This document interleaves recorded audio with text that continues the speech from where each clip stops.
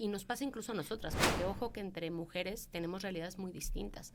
Y la realidad, yo he partido de muchos privilegios que me han permitido pues tener este desarrollo, este currículum.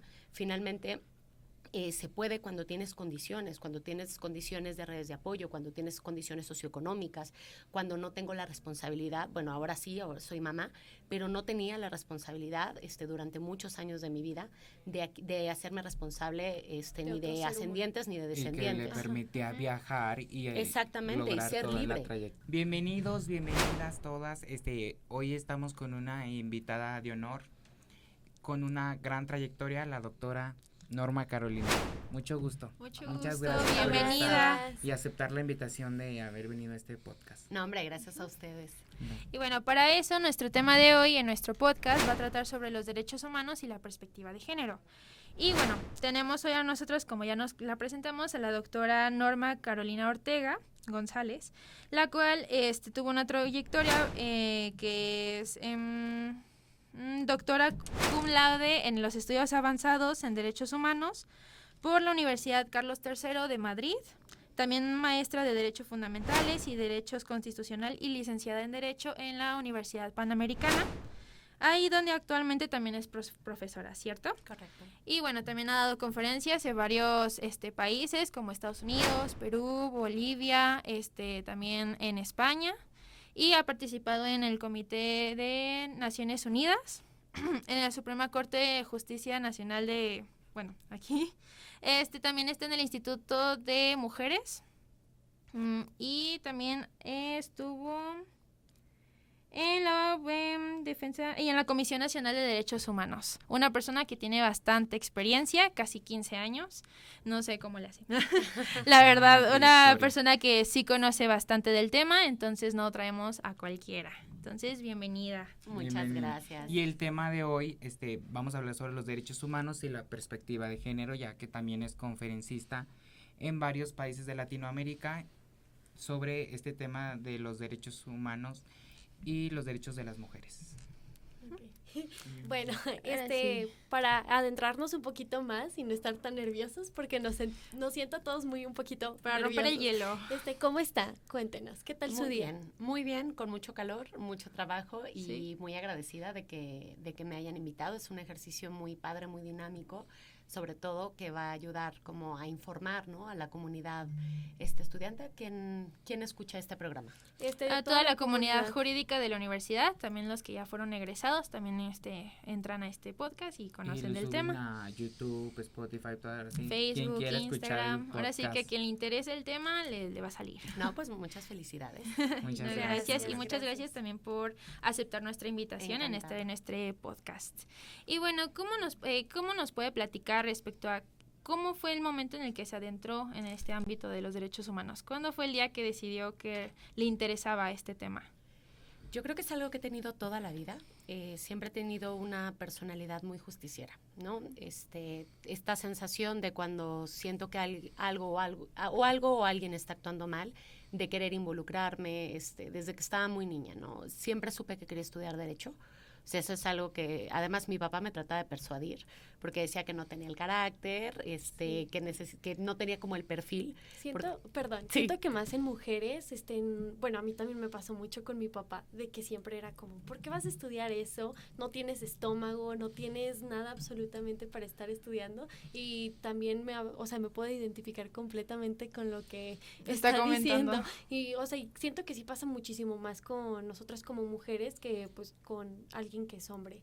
Con mujeres, y además hay un estereotipo sobre la abogacía, ¿no? Uh-huh. De hacerlo un abogado masculino, uh-huh, con un traje sastre, que se interesa por el fiscal, que es una persona que piensa de manera muy cuadrada. Entonces, claro, quienes rompemos este estereotipo, y más cuando somos mujeres, pues obviamente causa mucho ruido la carrera. Pero bueno, finalmente estudió Derecho. Y en esta parte de mi personalidad, donde además me daba muchísima flojera las clases de contratos, las clases de obligaciones, me encantaba lo que era teoría general del Estado, teoría política, los derechos humanos. Bueno, en ese tiempo no se llamaban derechos humanos, se llamaba derecho constitucional, porque se estudiaban las garantías individuales. ¿Sí? Es Sí, antes claro. de la reforma del 2011, donde se reconocen como derechos humanos a todos los derechos que emite la Constitución. Entonces, bueno, en esta coyuntura empiezo a hacer las prácticas en la Comisión Estatal de Derechos Humanos. Y ahí descubro que es mi pasión, tanto en la parte teórica como en la parte práctica, y a partir de ahí empiezo la carrera, pero sí es algo que fue muy, muy de mi personalidad, algo muy dado. La verdad es que yo nunca tuve la crisis de ¿y qué voy a estudiar? Yo sabía que era derecho, y hasta la fecha, si me quitas el derecho, no sabría qué otra cosa poderme dedicar. Okay. ¿Y qué es lo que despertó más como su interés al derecho? Obviamente es algo que, bueno, como comentó que lo tuvo desde el principio, pero ¿hubo algo que le incentivó más en respecto a este tema? No existe un momento que yo tenga como presente, seguramente pasa, ¿no? Pero no tengo un momento presente, sino simple y sencillamente es que literal hay anécdotas desde el kinder donde yo me metía a defender en un pleito entre dos infancias y estaba yo defendiendo. O sea, siempre fue mi personalidad como buscar esta parte de resolver, de tratar de solventar injusticias. Entonces, yo no vengo de una familia de abogacía, que también eso es... Primera abogada de la Sí, familia. primera abogada de la También familia. implica en cómo no vas a seguir los El patrones a lo linaje. que ya se Ajá. lleva. Y sobre todo en el sentido de que es más fácil, ¿no? Yo lo notaba en mis compañeras y compañeros de la universidad, que era mucho más fácil. ¿Por qué? Porque entrabas al despacho de papá, porque te explicaban conceptos. Entonces, mi mamá es socióloga, mi papá es ingeniero, o sea, nada que ver No, con nada con con la el rama. derecho. Entonces, la verdad es que sí fue algo que a mí me costó, porque me tuve que abrir camino en esto. Pero bueno, en este sentido, pues más bien como fue algo muy dado que fue surgiendo natural. Pero sí, no podría platicarles una anécdota concreta, porque no identifico en este día supe que iba a ser siempre abogada. tuvo ese espíritu justiciero, digamos. Justiciero, ¿no? Sí. exactamente. Avanzar y defender a los que no se pueden defender. Así es. Ah, muy Pero bien. siento que así se tiene como más como garra y amor A tu a la profesión. carrera que estudias, porque ahora sí que nadas contracorriente, porque el contexto y tu entorno familiar no está como para que tú estudies esa carrera, y así como que te esfuerzas y realmente la trayectoria que ha logrado pues lo valora más, ¿no? El esfuerzo que conlleva a seguir estudiado alguna carrera que pues en su familia ya estaba antes, ¿no? Sí, aprende mucho más, ¿no? ¿Cierto? Sí. Que aquí en esta carrera pues uno nunca deja de aprender, la verdad. Exactamente. Pero una pregunta que a mí me suena es que obviamente bajo estos mismos estereotipos que hay respecto a las abogadas mujeres y todo este tema, usted durante su trayectoria y más en sus prácticas, ¿usted no ha tenido como ese sentimiento de frustración durante estas etapas en las que sentía que pues muchos luego los dejaban a un lado por ser mujer? No, muchísimo. Tuve experiencias muy desagradables con jefes, con compañeros, con incluso profesores. Hay un profesor mío que no puedo decir el nombre porque es un funcionario reconocido, pero que cuando estábamos dando clases me dijo, es que yo no entiendo por qué las mujeres estudian derecho. Las mujeres deberían de estar en su casa cocinando y criando. Entonces, la verdad es que a mí me impactó porque además yo he sido criada en una familia de izquierdas, en una familia con una mamá feminista. Entonces, yo me he criado en unos valores muy distintos. Sí. Y claro, me chocaba este tipo de comentarios, ¿no? También me acuerdo que uno de los consejos del que fue mi primer jefe fue no te autodenomines como feminista. Sí, pues o sea, entiendo que quieras luchar por los derechos de las mujeres, pero que no te estigmaticen. O, por ejemplo, siempre lo he platicado y ahora que soy profesora lo comento, cómo vivimos distinto los espacios públicos y privados, porque los hombres que van en juzgados pues no les chiflan. Cuando vas, cuando era pasante y ibas a entregar alguna promoción y estaba el abogado mucho más grande que tú, que te doblaba la edad chiflándote o diciéndote que qué guapa, ¿no? Eso me pasó también mucho porque en la Comisión Nacional de Derechos Humanos estaba en un área que es el Mecanismo Nacional para la Prevención de Tortura. Entonces hacíamos visitas a todas las personas que estaban privadas de libertad. Esto quiere decir desde un anexo hasta centros de arresto, prisiones, y me tocaba justo ver como esta parte del machismo con el que veían que yo llegaba como abogada y abogada de 20 y tantos, la edad que tienen ustedes, bueno, sí, ¿no? Las 20 y tantos, y llegar a un ambiente como además tan pesado como es el sistema de sistema penitenciario, ¿no? Entonces, sí, o sea, de esas, lamentablemente, ese tipo de anécdotas han sido muchas, pero justo creo que es parte de lo que fue haciendo más callo y endureciendo para ir marcando mi ruta de vida y hacia dónde me quería dedicar. Sí. ¿Y usted cree que ya ha disminuido esa cifra de que aún seguimos, pues, sí, siendo estigmatizadas de alguna forma en la carrera? ¿O cree que ha sido mayor el impacto o menor? Mira, hemos evolucionado como sociedad, Sí. eso sin duda, ¿no? El hecho de que haya un sistema jurídico cada vez más fortalecido con los derechos de las mujeres, el hecho de que tengamos mucha más conciencia, no solo con los temas de mujeres, con todas las diversidades, ¿no? Incluso cómo vemos a las infancias, cómo vemos a la adultez mayor, o sea, el reconocimiento, el avance de los derechos humanos, claro que permea en nuestras relaciones sociales, pero pues es un fenómeno que sigue existiendo. Aquí, en Suiza, en China, en cualquier país. lado del mundo. Entonces, no es algo exento, pero es verdad que, bueno, hemos ido rompiendo brechas, que hoy tenemos una mujer presidenta de la República, una mujer gobernadora. Entonces, o sea, ha cambiado las dinámicas, por supuesto, de cuando estaba yo estudiando, ahora que están ustedes. O sea, el hecho de que ustedes puedan tener conciencia de lo que es la violencia de género, que puedan tener conciencia de temas de discriminación, cuando se trata de una violación a derechos humanos, ya partimos de dos realidades que han avanzado mucho, ¿no? Pero pues, es un fenómeno que sigue teniendo que trabajarse. Sí, sí, sí. ¿Y cuál es el reto que usted piensa que hoy en día todavía las mujeres tienen que enfrentarse en el ámbito jurídico, hoy en día? En el ámbito jurídico, bueno, creo que el reto más grande que tenemos las mujeres tiene que ver con un tema de lograr conciliar el espacio público y privado, en el jurídico y en cualquier otro aspecto, ¿no? O sea, sí es importante ponerlo ahí porque a medida que vas creciendo y vas definiendo un proyecto de vida, si ese proyecto de vida implica generar una familia, generar condiciones, pues, un entorno donde va a implicar cuidados hacia otras personas, pues conciliar entre esta parte pública y privada para nosotros las mujeres es muy difícil, porque ya estamos en el espacio público, insisto, ya estamos ocupando las líneas máximas, los espacios máximos de poder.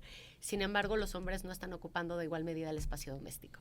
Entonces, eso es por una parte, El ¿no? aprender a dividir las tareas y en organizarse, ya si se tiene o no pareja, y que pues si, no sé, llega o es mamá, pues quién va a cuidar al hijo, y si se queda soltera, pues va a ser mamá soltera, porque normalmente siempre el hijo o la crianza se queda con la madre. Y espera, perdón, aparte siento que como mujer estás como a cada rato siendo atacada. Si eres mamá soltera, si eres mamá que trabaja, si no quieres tener hijos, si quieres casarte, si no quieres casarte. Entonces puedo entender lo que usted está diciendo acerca de que no hay esa igualdad, por así decirlo, entre los espacios que pueden ocupar los hombres a los espacios que pueden ocupar las mujeres. Apenas se acaba de complementar en algunos aeropuertos, lo de las salas de maternidad, de la lactancia, pero aún así, hace poco creo que surgió como un conflicto con una madre de familia que quería llevar sus reservas de leche materna y no la dejaban pasar. Entonces, como que todavía no estamos al 100%, yo creo, en México, que no se puede hacer esa brecha de que todos estemos como igual, sino que neta sí hay muchas brechas para las mujeres, que muchos hombres siento que no las ven. Es como, hay hombres que todavía llegan a decir de que es que no existe el machismo en el trabajo, en la zona laboral, pero pues sí existe al final del día, simplemente ustedes no lo están viendo como machismo, nada más lo están viendo como, pues no les caen bien, ¿sí me doy a Sí, a entender? incluso, por ejemplo, también están esos comentarios de, por ejemplo, si ven a una mujer que está en un cargo un poco más importante, un cargo más alto, o que incluso ha terminado en puestos, pues, importantes, digamos, de esa manera, siempre quieren atribuirle todo a un hombre. O sea, todo el tiempo es de, sí, pero lo más seguro es que un hombre fue la que la puso ahí. Sí, pero es que ¿qué habrá hecho para poder merecer ese lugar? Y es como, o incluso también que las mismas mujeres tenemos ese carácter como fuerte. Hay mujeres que tienen carácter fuerte y cuando no se dejan, siempre las quieren catalogar como, es que seguramente es lesbiana o seguramente está en sus días, está en sus días, o sea, o está teniendo un mal día o lo que sea, pero nunca quieren o sea, nunca quieren ver la realidad de que no, o sea, estamos enojadas porque todo el tiempo quieren minimizar nuestros logros. Entonces, siento yo que, bueno, como tú que luego has tenido más experiencia, siento que a pesar de que pues toda la trayectoria y los 15 años que has tenido en tu experiencia, siento que aún así puedes seguir viviendo ese tipo de incluso micromachismos que puedes tener, ¿no?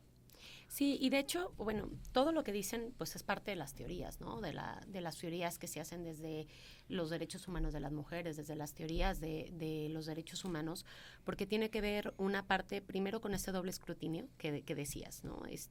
Incluso yo siempre cuento una anécdota que cuando yo estaba viviendo en España estaba revisando una revista y de las y los líderes europeos sacaron a Angela Merkel con un traje de baño, lo cual no hacían con otros líderes europeos. Uh-huh. Entonces, o sea, es el cuerpo de las mujeres, es cómo crías, qué decisiones tomas, si la tomas, por qué la tomas, si eliges A, por qué es A, si eliges B, por qué es B, ¿no? Entonces, hay un doble escrutinio que tiene que ver mucho con los estereotipos de género, cómo debemos de comportarnos hombres y mujeres, porque esto además daña muchísimo también a los hombres en cómo se desarrolla la masculinidad, en cómo tienen que ser.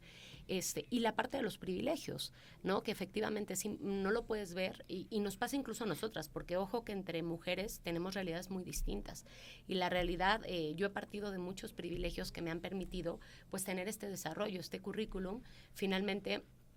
Se puede cuando tienes condiciones de redes de apoyo, cuando tienes condiciones socioeconómicas, cuando no tengo la responsabilidad, bueno, ahora sí, ahora soy mamá, pero no tenía la responsabilidad durante muchos años de mi vida de hacerme responsable ni de ascendientes ni de descendientes. Y que le permitía viajar y exactamente, lograr y ser toda libre, la trayectoria ¿no? que Eso es, o sea, y si no comprendemos eso, si yo exijo, ¿no? Eso te lo digo desde la mujer porque es un paralelismo lo que tienen que hacer en este caso los hombres y cualquier otra persona que no esté en tus circunstancias. Si yo espero que cualquier mujer de mi edad tenga este desarrollo profesional, pues se me olvida en qué condiciones, cuándo decidió maternar o si tenía una mamá o un papá enfermo o una hermana de quien hacerse responsable. Exacto. O cuáles eran las condiciones socioeconómicas que te permitían o no desplazarte y tener movilidad.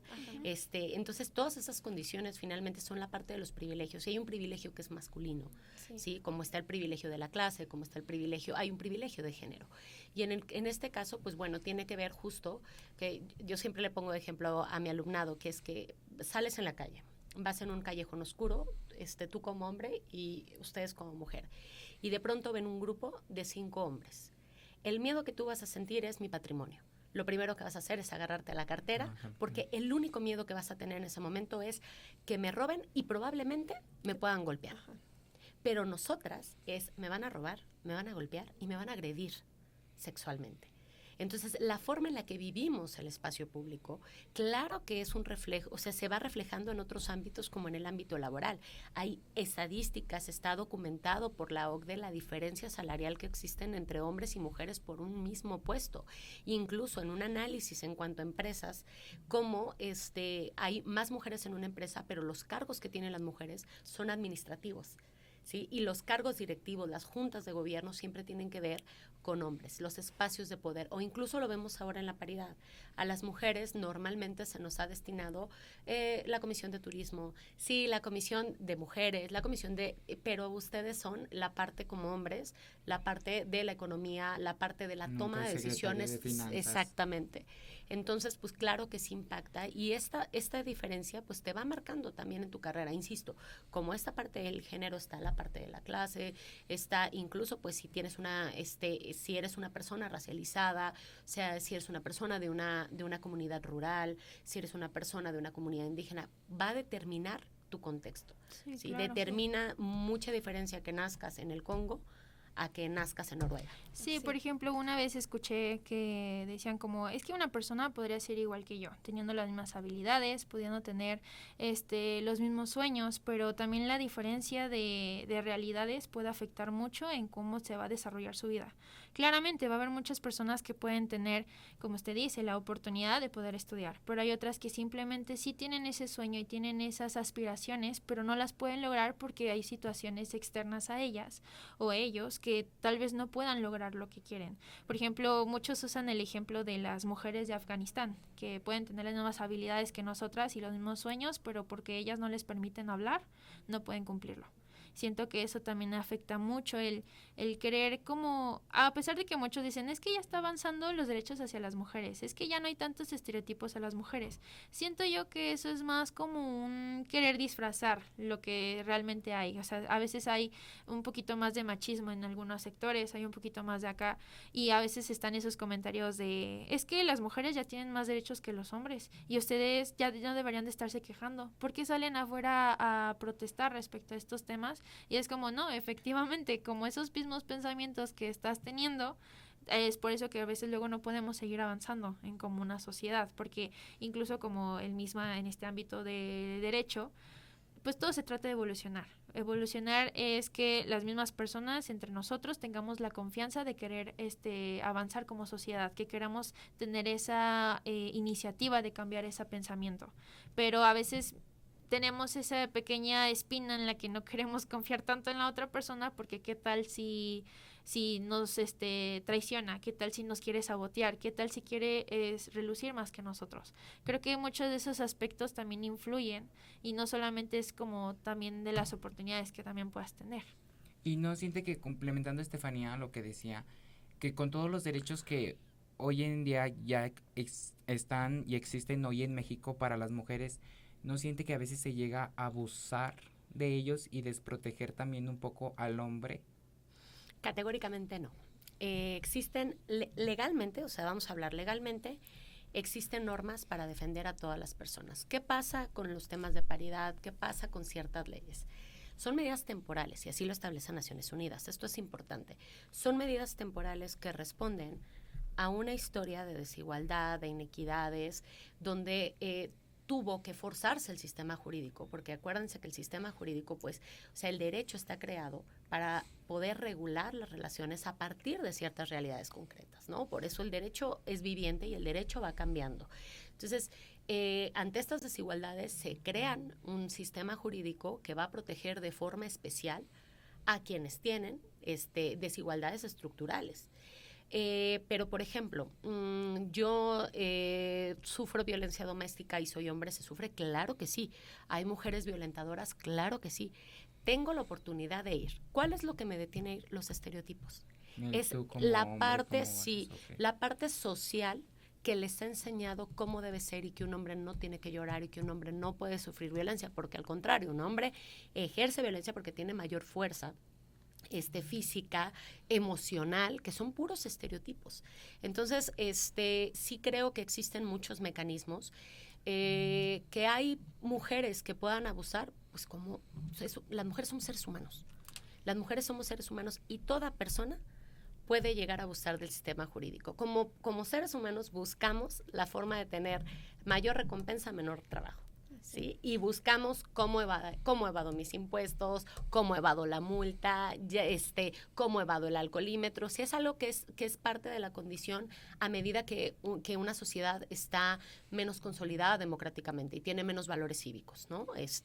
Que por eso se permite la corrupción. Es una parte que vamos creando. Entonces, por supuesto que va a haber mujeres, hay mujeres, y conozco casos de mujeres, pues que van y presentan una denuncia sobre hechos que son falsos. Pero no tiene que ver con un sistema o con el reconocimiento o con la lucha de los derechos, que efectivamente hay realidades que constatan que esos derechos no son equitativos, sino tiene que ver con una cuestión de una persona, ser humano como todos, que está decidiendo pues irse por un camino más fácil y utilizar el sistema. Y para eso, si yo voy y pongo una denuncia falsa, hay un delito que se llama declaración de falsedad ante la autoridad. O sea, hay mecanismos jurídicos para poder hacerlo, ¿no? Que sí tenemos que trabajar y un poco como aquí nos toca como operadores jurídicos, tiene que ver justo en la parte de garantizar que la perspectiva de género no se trata de que voy a resolver solo porque se trata de una mujer. Por ejemplo, cuando hay infancias, cuando estamos hablando de guardia y custodia, cuando estamos hablando de patria potestad, yo me voy a fijar en cuáles son las condiciones y cuál es lo que va a afectar más a la infancia o a la adolescencia en cuestión. Si yo atribuyo que tiene que estar con la mamá solo porque es la mamá y las mamás somos cuidadoras, y un poco lo que decías es que se entiende que es la mamá, es un estereotipo de género. Es una carga para la mujer y para el hombre. Entonces, si yo actúo realmente con una perspectiva de género, con una perspectiva de infancias, yo voy a ser justa y probablemente no vaya a ser la mamá la más apta para cuidarlo, sino él, el papá. O a lo mejor ninguno de los dos, y es una de abuela o abuelo. Sí. Entonces, es violencia vicaria, ¿no? Abusando un poco del cuidado del menor. Entonces tenemos, o sea, que aprender a entender que la perspectiva se trata justo de es una herramienta metodológica a través de la cual yo voy a ver las diferencias que hay en los géneros en situaciones que aparentemente son iguales. Sí. Entonces, a partir de ahí, yo ya voy a poder juzgar, emitir políticas públicas, generar criterios como mucho más igualitarios, pero en términos de que yo realmente pueda ver. Y al final, perseguir lo que busca el derecho, que es la justicia. Claro, ser objetivo en cuanto a tomar decisiones. Más que nada, como comentas, siempre es ver de los dos lados, claramente. No solamente irme de un lado nada más porque se trata de una mujer, o no irme del otro porque nada más se trata de un hombre, sino ver qué situación realmente es favorable para la persona que está siendo afectada, ¿no? Entonces, en cuanto a eso de los derechos humanos, por ejemplo, que ha tenido esa perspectiva internacional, claramente, ¿usted qué ve diferente de México a España o a otros países? Pues yo creo que la parte de la construcción de la sociedad.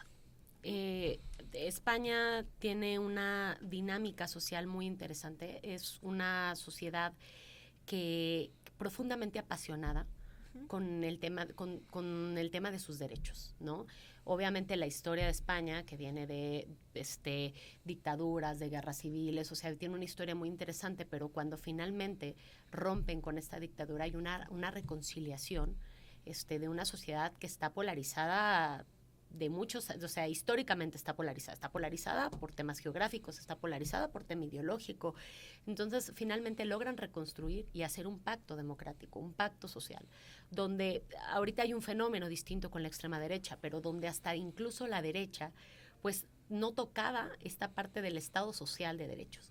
Entonces, hay un pacto donde los derechos humanos no se tocan, donde democratizamos todo, ¿no? Donde el transporte público no tiene que ver con un tema de privilegios. Cualquiera puede usar el transporte público. Cuando yo trabajaba en la oficina de Naciones Unidas del Ministerio de Asuntos Exteriores, mis jefas se iban en metro. ¿Sí? O sea, a pesar de que tenían coche, ¿por qué? Porque es más accesible, está muy bien conectado, es muy seguro. Entonces, democratizan los servicios públicos, pero tiene que ver con la construcción de la ciudadanía.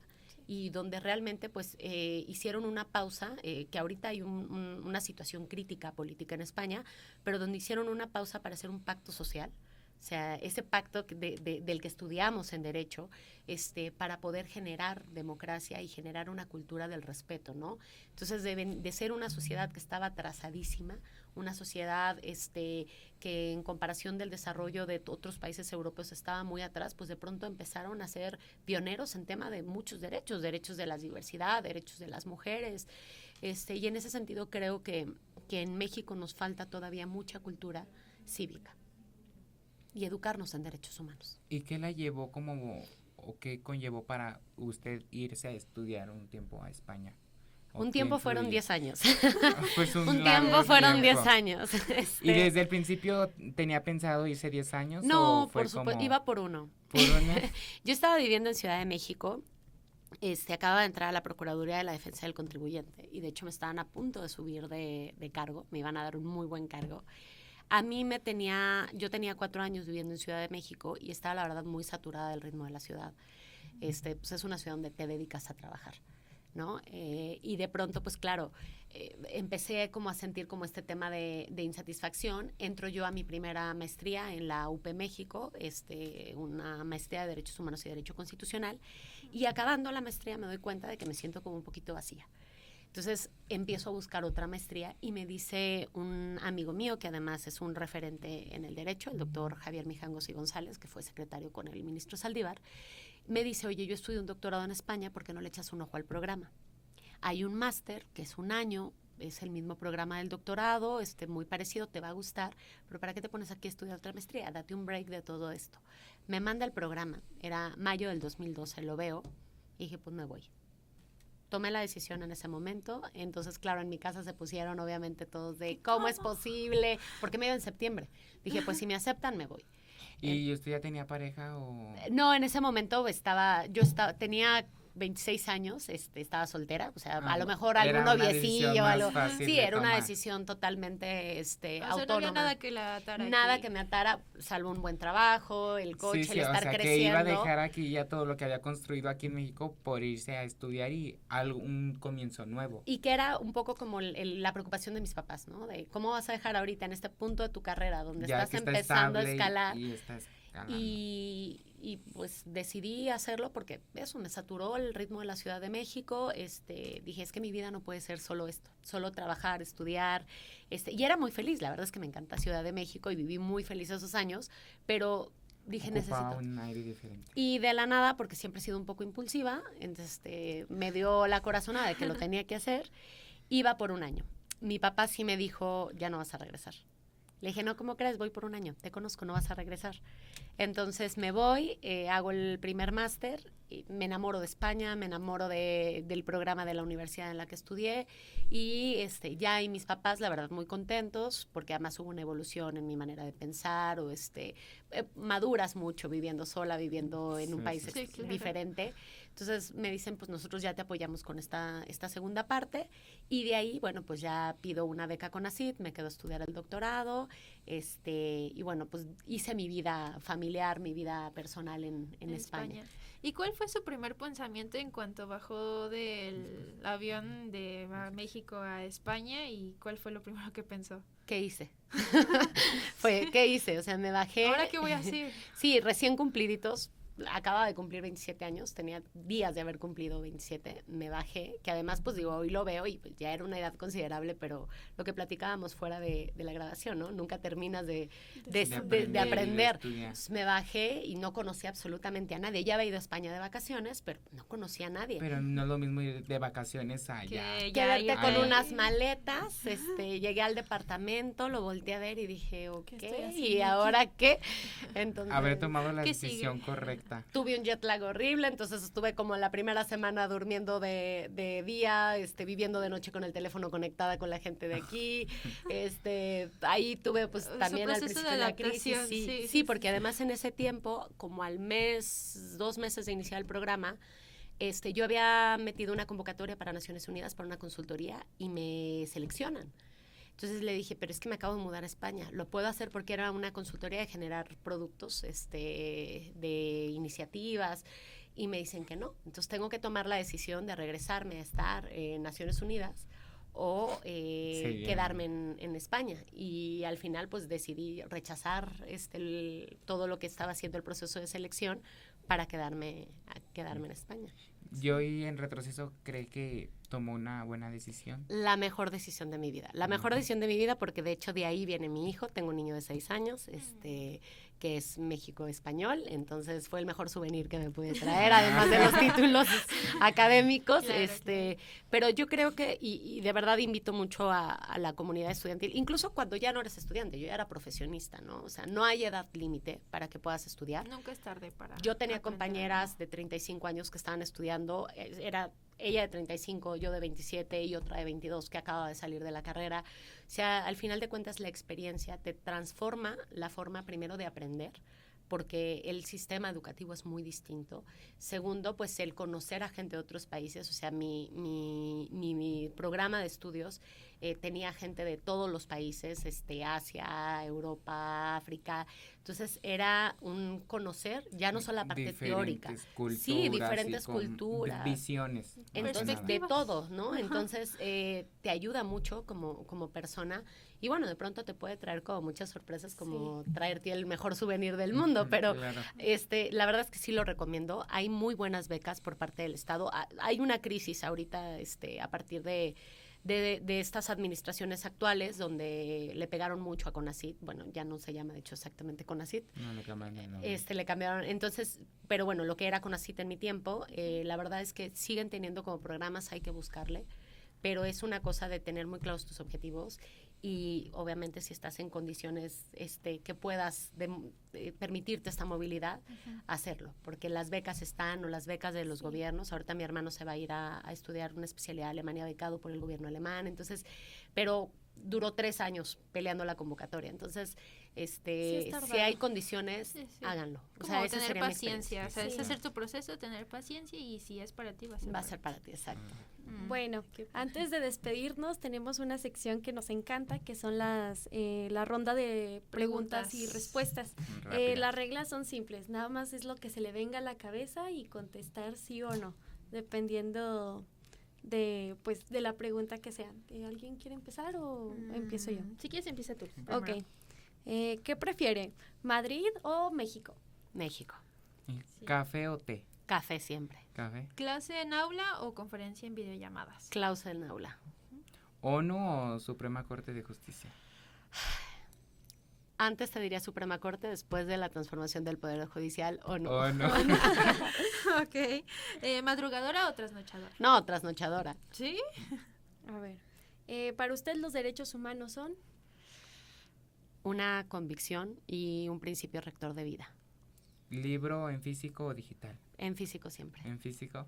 Lo más difícil de mi trabajo es conciliar mi tiempo con mi vida como mamá. Ok. Interesante. Ahora sí, una pregunta muy importante. ¿Cómo le gustaría ser recordada? Como una mujer comprometida con las causas sociales, como una mujer justa o que intenta buscar situaciones de justicia, como una mujer alegre, y como la mamá de Cayetano. ¿Y qué legado le gustaría dejar? Aparte de toda la trayectoria que ya tiene. Para mí, el derecho humano que más me gusta es el derecho al libre desarrollo de la personalidad. O sea, yo creo que de nada te sirve tener libertad de tránsito, de nada te sirve tener educación, de nada te sirve tener acceso a bienes si no puedes decidir quién quieres ser. Entonces, para mí sería que todas las personas pudiéramos tener la libertad de decidir quién queremos ser y poder serlo. ¿Y qué consejo le podría dar a los futuros abogados y abogadas? Primero que viajen mucho, conozcan otros sistemas jurídicos, porque luego la abogacía es cuadrada. Viajen, conozcan y sobre todo que el mundo real es muy distinto a lo que nos enseña la teoría, pero los principios no.